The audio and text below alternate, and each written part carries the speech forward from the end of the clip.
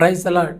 ಪ್ರಿಯ ಸ್ನೇಹಿತರೆ, ಇಬ್ರಿಯರಿಗೆ ಬರೆದ ಪತ್ರಿಕೆಯ 6ನೇ ಅಧ್ಯಾಯ 4ರಿಂದ ನಾವು 6 ವಚನಗಳನ್ನು ಓದುವಾಗ ಅಲ್ಲಿ ದೇವರ ವಾಕ್ಯವು ಹೀಗೆ ಸ್ಪಷ್ಟವಾಗಿ ಬರೆಯಲ್ಪಟ್ಟಿದೆ.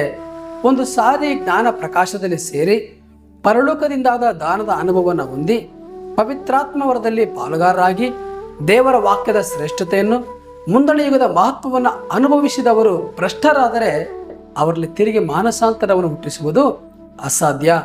ಯಾಕೆಂದರೆ ಅವರು ತಮ್ಮ ಪಾಲಿಗೆ ದೇವರ ಮಗನನ್ನು ಪುನಃ ಶಿಲುಬೆಗೆ ಹಾಕುವವರು, ಆತನನ್ನು ಎಲ್ಲರ ಮುಂದೆ ಅವಮಾನಪಡಿಸುವವರು ಆಗಿದ್ದಾರೆ ಎಂಬುದಾಗಿ ಪ್ರಿಯ ಸ್ನೇಹಿತರೆ, ಯೇಸು ಕ್ರಿಸ್ತನ ಸ್ವಂತ ರಕ್ಷಕನನ್ನಾಗಿ ಅಂಗೀಕರಿಸಿಕೊಂಡಾಗ ಇನ್ನು ಮೇಲೆ ನಾನು ಈ ಪಾಪದ ಜೀವಿತವನ್ನು, ಹಳೆಯ ಸ್ವಭಾವಗಳನ್ನು ಇಲ್ಲಿಗೆ ನಾನು ಸಮಾಧಿ ಮಾಡಿ ನೂತನವಾಗಿ ಜೀವಿಸುತ್ತೇನೆ ಎಂಬುದಾಗಿ ನಾವು ಪ್ರಮಾಣ ಮಾಡಿದ್ದೇವೆ.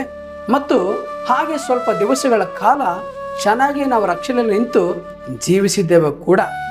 ಆದರೆ ಸ್ವಲ್ಪ ಕಾಲಕ್ಕೆ ಬಿಟ್ಟಂಥ ಪ್ರತಿಯೊಂದು ಪಾಪಗಳನ್ನು ಮಾಡಿ ದೇವರನ್ನ ನಾವು ಬಾಧಿಸಿದ್ದೇವೆ. ಪ್ರಿಯರೇ, ನೋಡ್ರಿ, ಯೇಸು ಕ್ರಿಸ್ತನನ್ನು ಈ ಲೋಕವು ಗೊತ್ತಿಲ್ಲದೆ ಒಂದು ಸಾರಿ ಮಾತ್ರವೇ ಶಿಲುಬೆಗೆ ಹಾಕಿದರೆ ನಾವು ಗೊತ್ತಿದ್ದು ಮಾಡುವಂಥ ಕೃತ್ಯಗಳ ಮೂಲಕವಾಗಿ, ಪಾಪದ ಜೀವಿತದ ಮೂಲಕವಾಗಿ ಪದೇ ಯೇಸುವನ್ನು ಶಿಲುಬೆಗೆ ಹಾಕುತ್ತಾ ಬಂದು ನಾವು ಆತನನ್ನು ಅವಮಾನಪಡಿಸಿದ್ದೇವೆ. ಪ್ರಿಯರೇ, ನಿಜವಾಗಲೂ ದೇವರು ನಮ್ಮ ಜೀವಿತದ ಮೂಲಕವಾಗಿ ಎಷ್ಟು ದುಃಖಪಟ್ಟು ಆತನು ಕಣ್ಣೀರನ್ನು ಸುರಿಸಬೇಕು ಒಂದು ಸಲ ಯೋಚಿಸಿ ನೋಡ್ರಿ.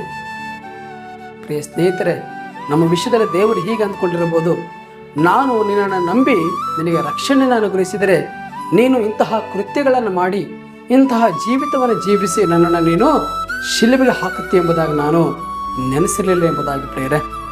ಈಗಲಾದರೂ ಪ್ರಿಯ ಸ್ನೇಹಿತರೆ, ದೇವರನ್ನ ಶಿಲುಬೆಗೆ ಹಾಕುವಂಥ ಕೃತ್ಯಗಳು, ದೇವರನ್ನ ಅವಮಾನಪಡಿಸುವಂಥ ಜೀವಿತಗಳನ್ನು ನಮ್ಮಿಂದ ತೆಗೆದುಹಾಕಿ ದೇವರು ಇಷ್ಟಪಡುವಂಥ ಜೀವಿತವನ್ನು ನಾವು ಜೀವಿಸೋಣ.